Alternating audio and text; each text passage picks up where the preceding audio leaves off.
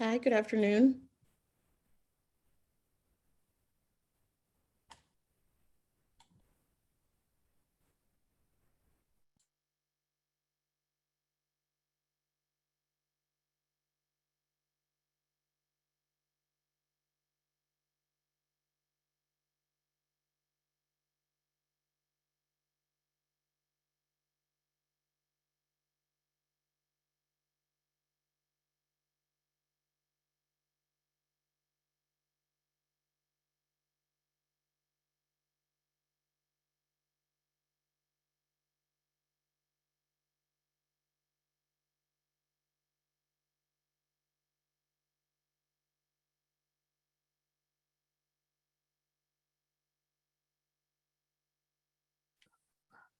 I'm sorry, I have been on mute myself all this time, so I'm going to start over. Okay, I'm Diane Eggert with the Farmers Market Federation, and we're here for our July Members and Friends Meetup. Today, our speaker is Cecilia Oyeduran from the Foley Hoag Law Firm. Cecilia is well-versed in the cannabis laws and regulations in New York State, and she'll be sharing her knowledge with us today, especially as how it relates to farmers markets. Once she has finished her presentation, we will open up for a Q&A session to make sure that all of your questions are answered. At that time, you want to unmute yourself so that you can ask your question, or you can type it into the chat pod and we'll monitor that so we can make sure all of your questions are answered. So with that, Cecilia, if you would like to take over, I've made you co-host. You can share your screen if you'd like.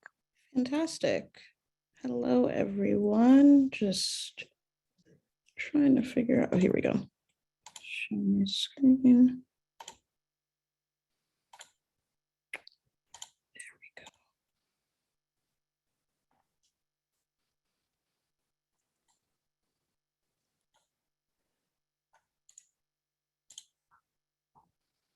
Sorry, bear with me one moment. Not a problem. There we go. Great. Hey, everyone. Good afternoon. It's a pleasure to be here to speak with you about cannabis licensing and regulation in New York.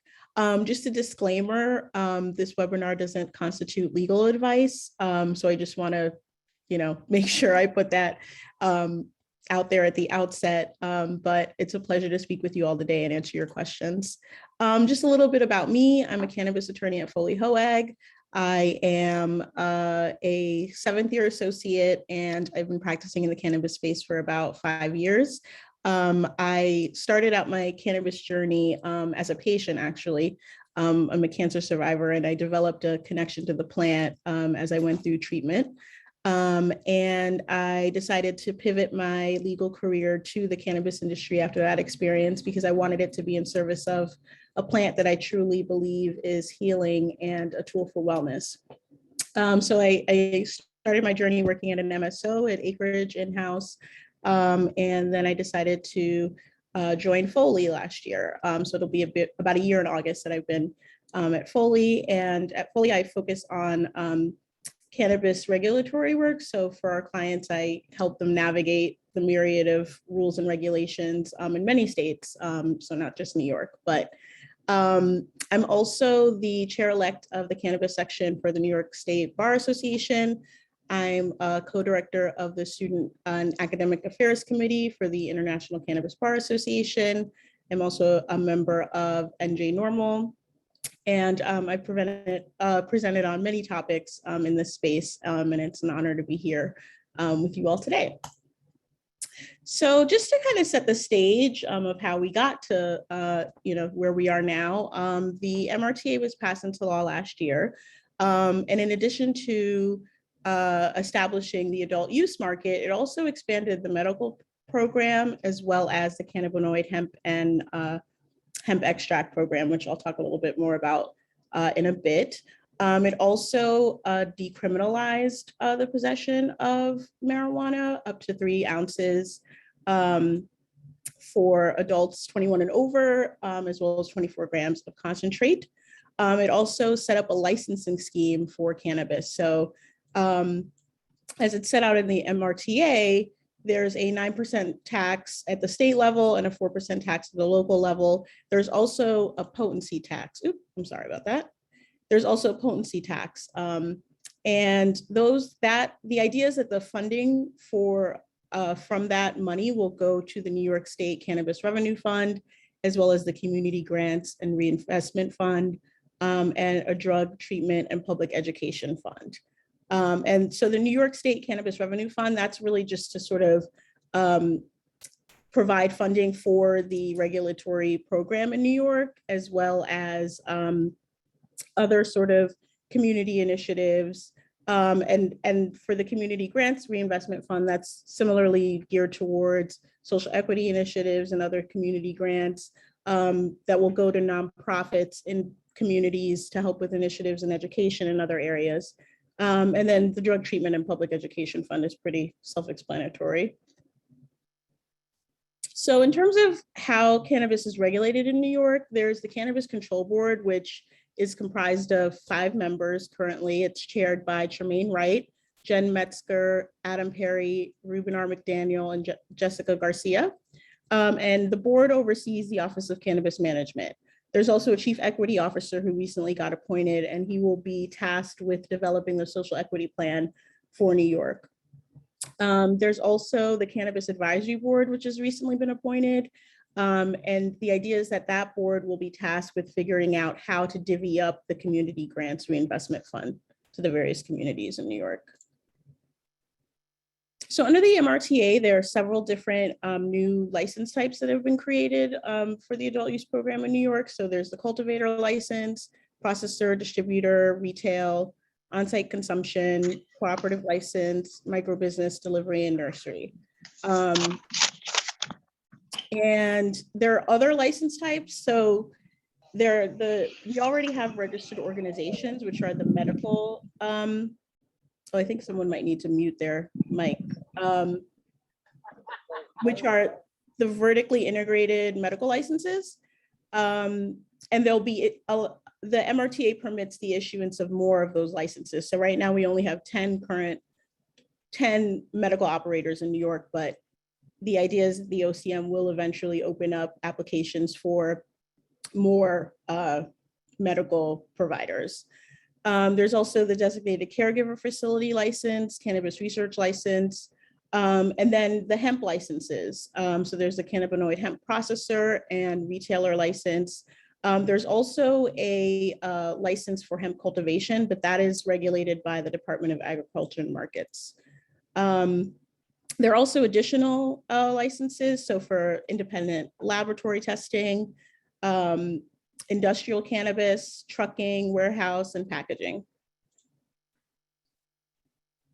And then this just kind of goes into a little bit more detail about all the licenses, which you can also find on the OCM website. But I know we're limited for time, so I won't read through all of this. But I did want to highlight that for retail dispensaries, you can have up to 3 different locations, and same for on-site consumption. And so just to talk a little bit about the license restrictions. So vertical integration, which is, basically when a company controls the entire supply chain, is prohibited except for registered organizations and micro businesses.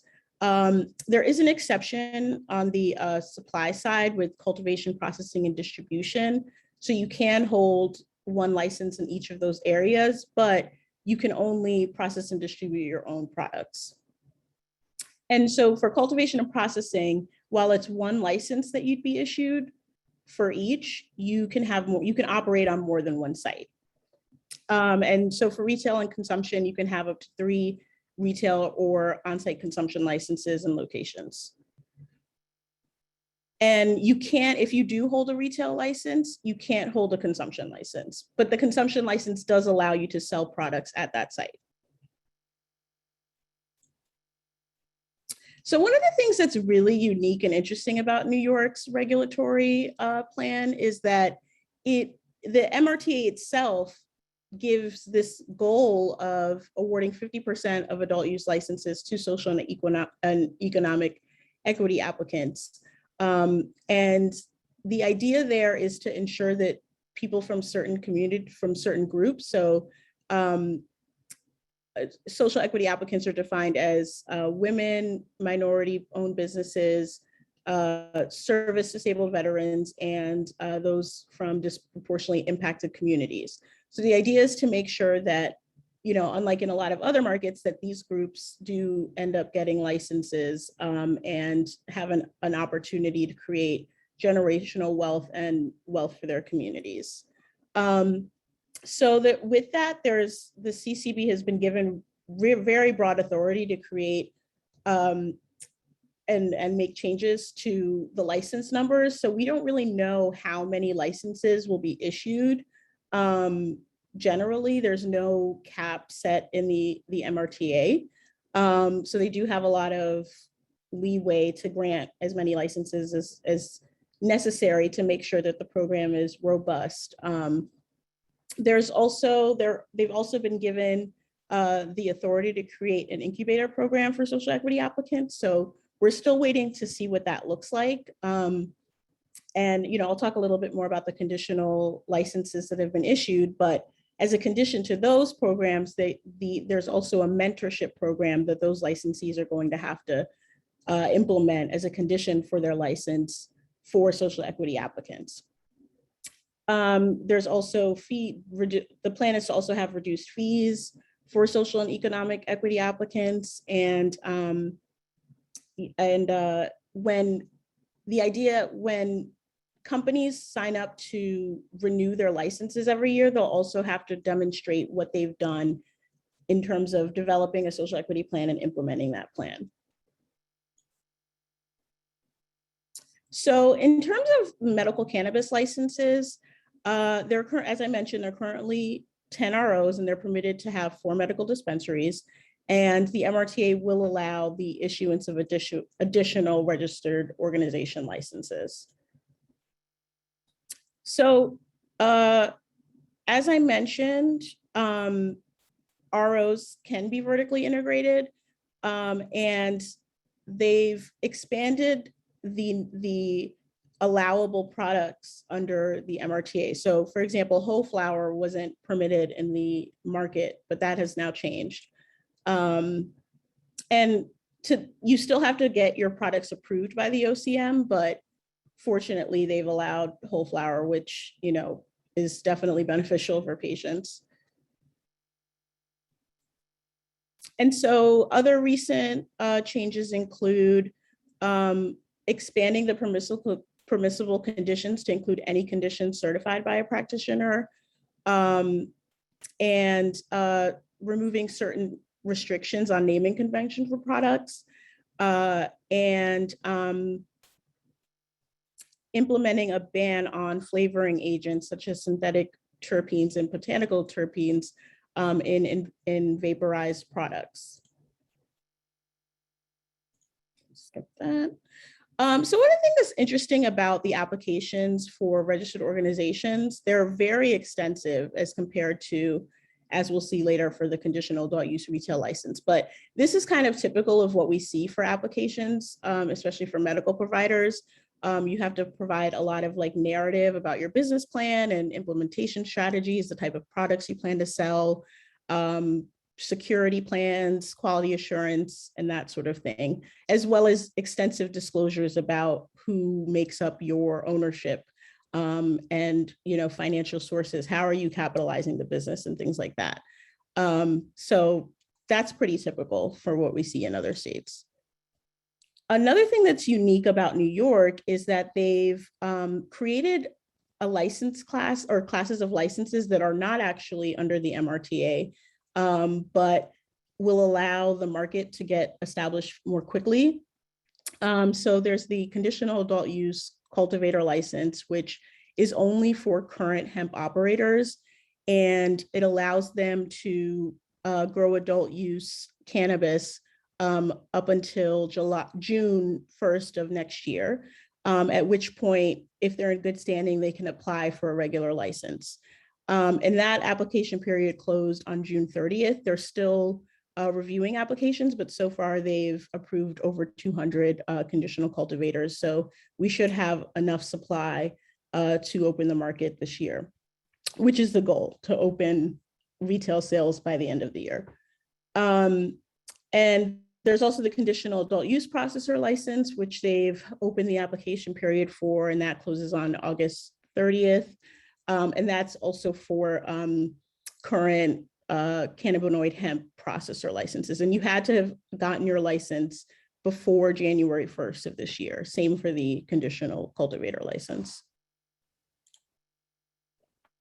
So the conditional retail license is a very interesting license that is exclusively for justice involved individuals, meaning those who have been convicted of a cannabis related crime, or is a dependent of someone who has been convicted, or a parent or legal guardian, like immediate family members, provided that that conviction happened before the MRTA was passed.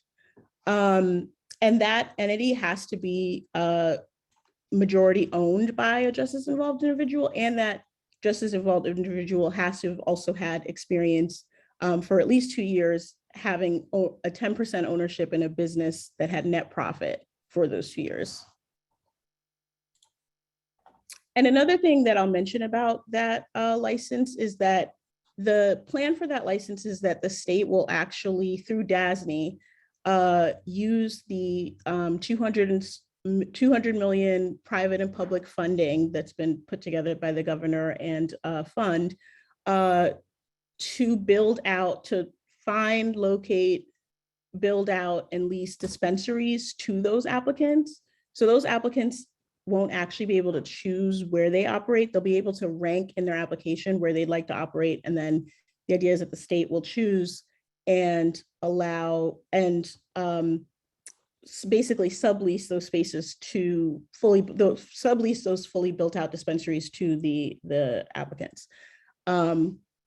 That's a very innovative plan. We haven't seen that anywhere in the country. So, we'll see how that goes. But the idea is to have, homegrown New York cannabis sold through these retail dispensaries and really have a pipeline of New York folks, small businesses, those who have been disproportionately harmed by the war on drugs, having the first crack at being in this industry on the adult use side, and providing sales by the end of the year. So as I mentioned, the anticipated timeline, they're hoping to open retail sales by the end of the year.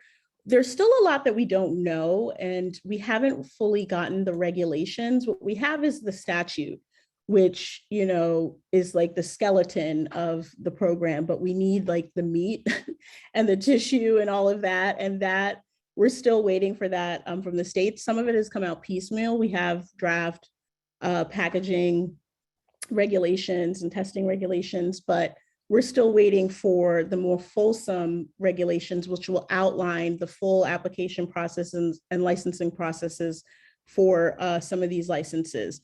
They probably won't roll out. It's highly unlikely that they'll roll out applications for all of the different license types. They'll probably do them staggered, but ideally the regulations will set forth the bulk of the information that we're still waiting on, particularly as it pertains to licensing. And so let me see here. If there's anything else I wanted to cover on this one. Nope. Yeah, so hopefully we'll be, these retailers will be operational by the end of the year and we'll have sales. And then next year, they'll hopefully release the application, or at least get people might have already started applying, hopefully by the end of the year, for the other license classes. Once we'll have a better sense once we actually see the regs. So just like a quick word on hemp licensing, as I mentioned, the Department of Agriculture and Markets oversees hemp cultivation. And, if you're looking to grow hemp and cultivate hemp or sell hemp seeds, you have to obtain a license from the Department of Ag. And that also goes for selling hemp cannabinoid products. whether it's online, in person, at a farmer's market, you need a license from the OCM in order to do that. Fortunately, the licenses, especially as compared to cannabis licenses, aren't as expensive to apply for.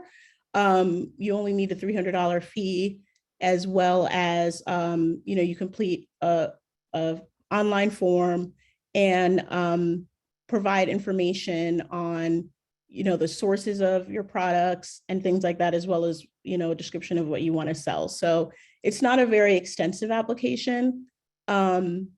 So just putting that out there, if you are interested in selling hemp products, you really should obtain a license from the OCM prior to doing that.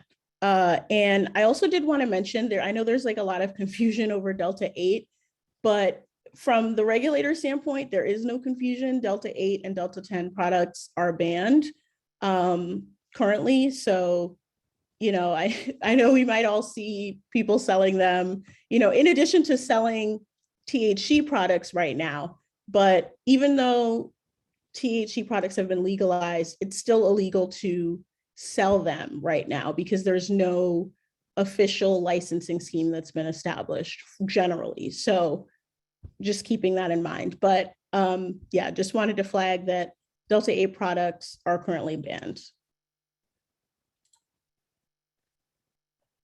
And this just kind of talks more about some of the hemp manufacturing restrictions. New York State does require GMP compliance, and actually goes a little bit further than federal law and requires audits of hemp manufacturing facilities to ensure compliance with GMP standards. There are also quite extensive labeling and advertising requirements. So if you are selling products, you want to make sure that they are compliant with those rules. And I've included a link here to a pretty nifty checklist to make sure that all your packaging is compliant. And very important, you want to make sure that you avoid making any sort of false or misleading claims or statements. That any of your CBD products can or are intended to diagnose, cure, or mitigate or treat or prevent disease, to avoid the ire of the FDA. And then, for those of you who are interested in obtaining a license, I just kind of wanted to talk briefly about some of the things you can be doing. I know, again, we are still waiting for the regs, but to the extent you are interested in establishing a brick and mortar location, you do want to start looking at sites and, just kind of talking to landlords and obtaining some sort of LOI for a location to the extent you're able. Start getting your team together. Who are you planning to work with in this endeavor? I don't recommend applying for, even if you're going at it by yourself, I don't recommend applying for a license as an individual. I recommend forming an entity. So you'll want to think about that. What type of entity do you want? Are you planning to have investors? Are you planning to pay employees with equity? Because that'll affect the type of entity that you start your business with. Think about funding. How are you going to get capital? Given that it is a, highly regulated industry, that does mean that it's going to cost more money to make sure that you're up and running in a compliant manner. And so you really want to make sure you have a sense of how you're going to fund your business, and start thinking about that. Forming relationships in the communities that you do want to operate in.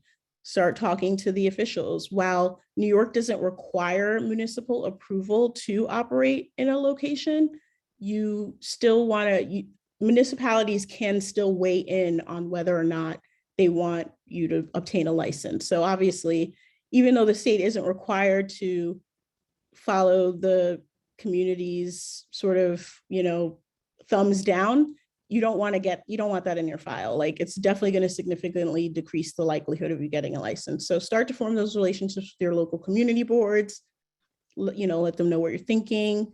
Also start thinking about how you're going to be an environmentally friendly business. That's one thing that New York has really been expressing, even in the board meetings, which you can watch online through the OCM website.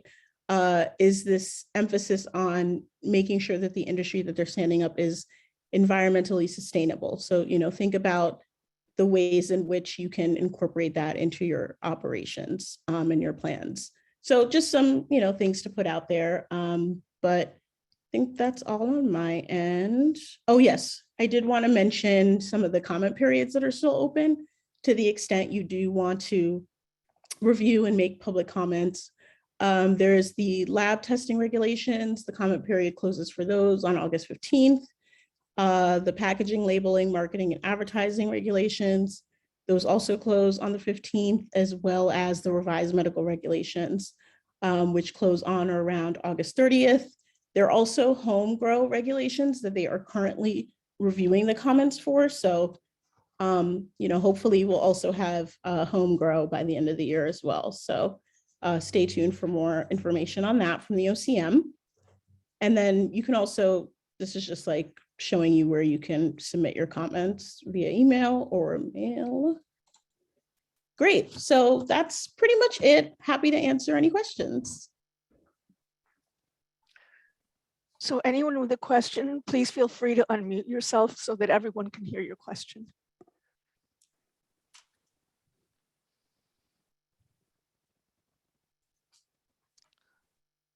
Let me start it off then.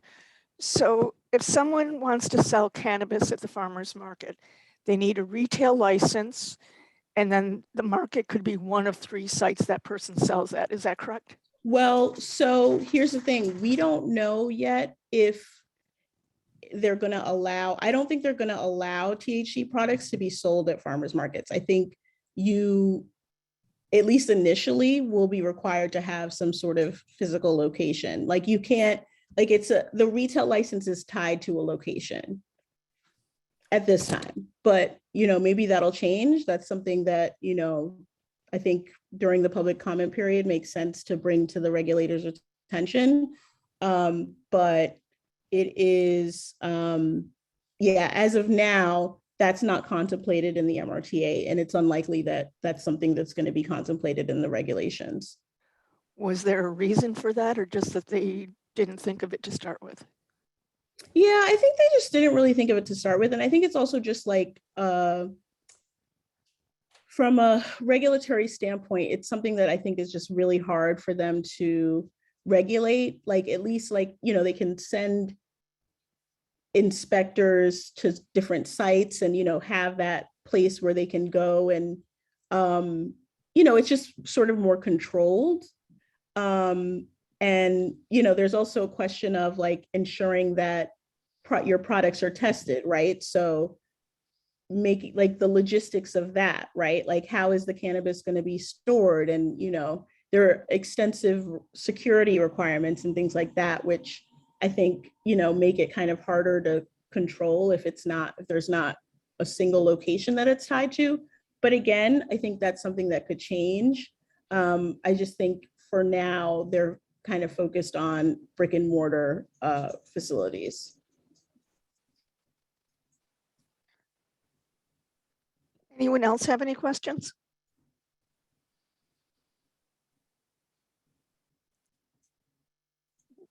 Stop sharing.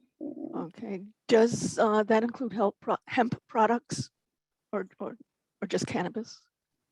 So hemp products can be sold because they can be sold online. So I don't think there's an issue with selling them at a farmer's market as long as you're licensed, a licensed retailer.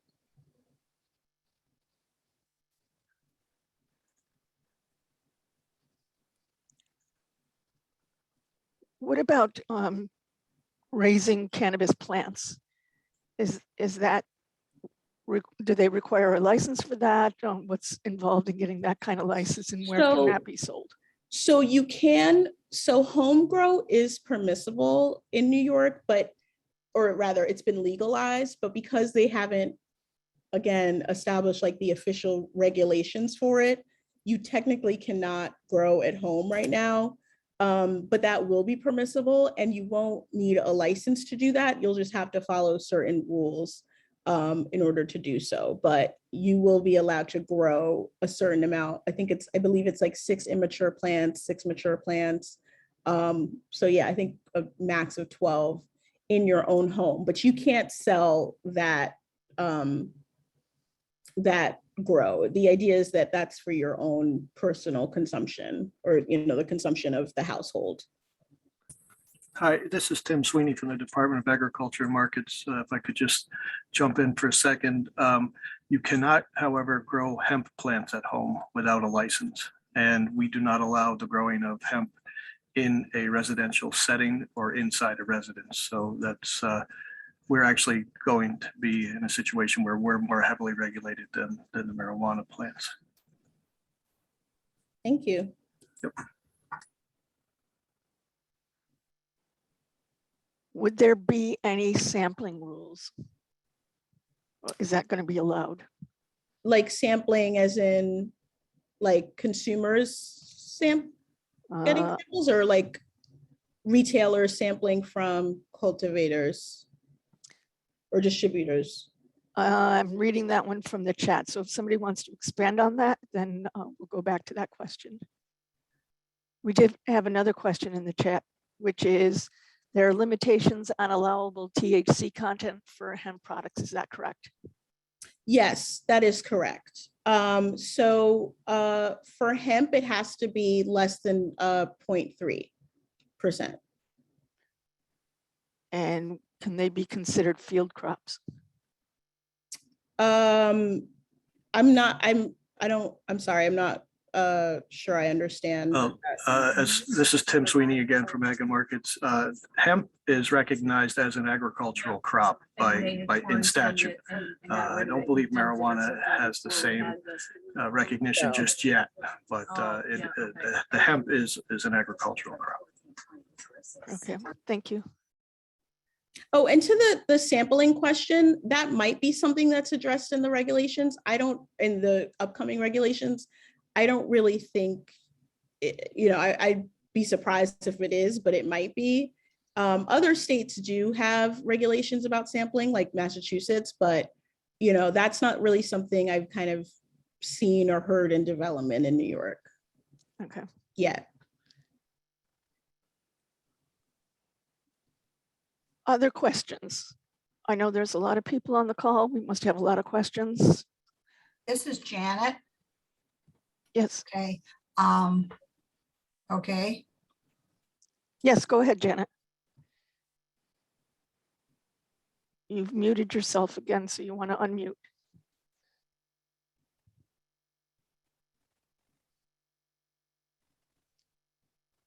Other questions?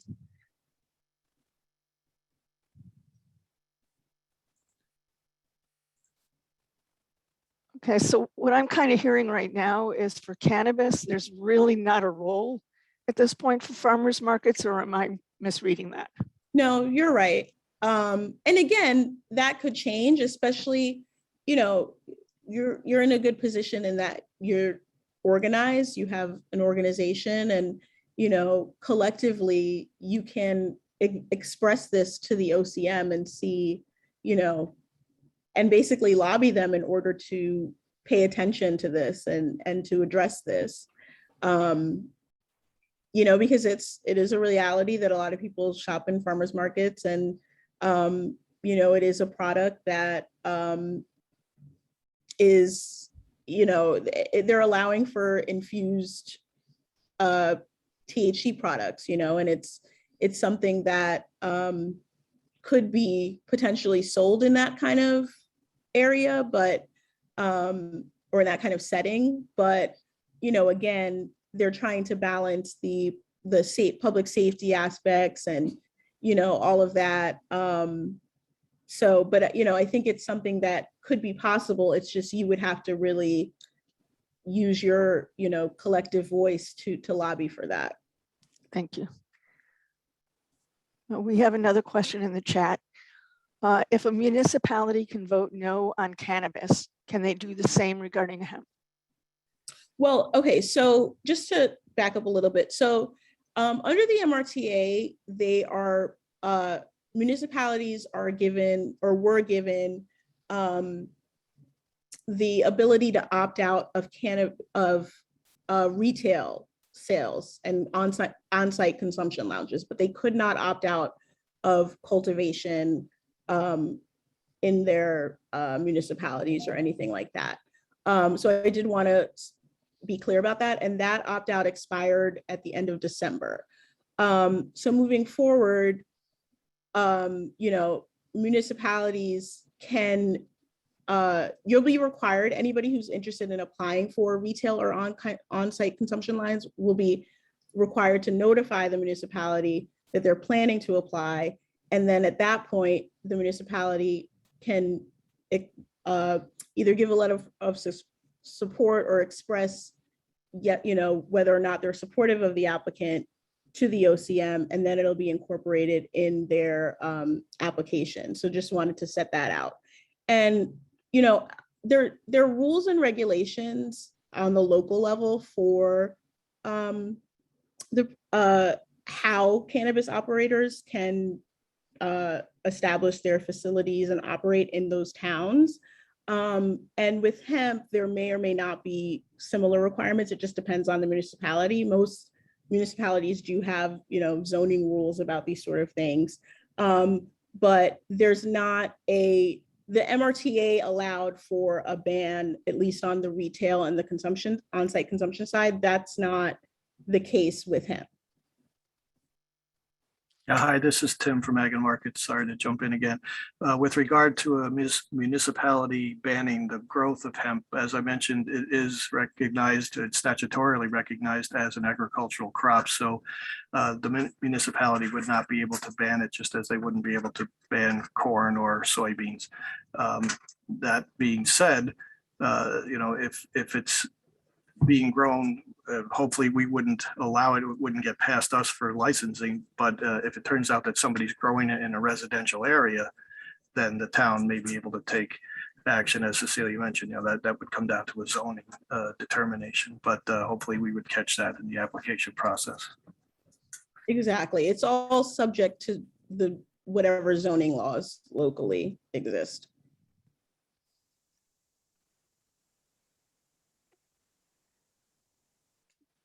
Additional questions?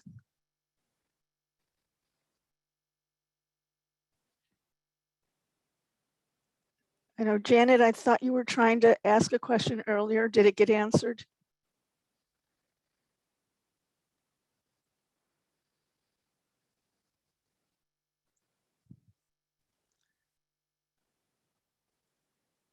Okay, I guess last call. If you have any other questions, please either unmute yourself and ask your question or type it in the chat pod so we can make sure that we all know what your question is and get it answered for you.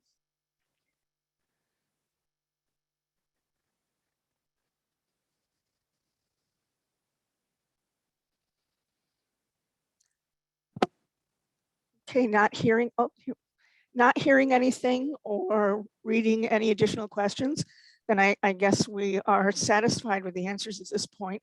So I want to thank Cecilia for your time and meeting with us today. Your presentation was very involved, and I'm going to go back and listen to it a couple more times so I get it all. So I want to thank you again for meeting with us. And I also want to let everyone know that our next monthly meetup will be August 23, and we'll be discussing building an online farmers market. This gives us an opportunity to reach new customers, and it also helps to prepare our markets to accept online SNAP as soon as it becomes available, which should be sometime this fall or early winter. And our guest speakers will be Beth Irons and Olivia Reynard from the Oneida County Public Market. So again, thank you everyone for participating. And Cecilia, thank you so much for your time. My pleasure. I dropped my email in the inbox if anyone has any follow-up questions that pop up later. Great, thank you so much. No problem. Great to meet you, everyone. Thanks so much for having me. And see you all again next month.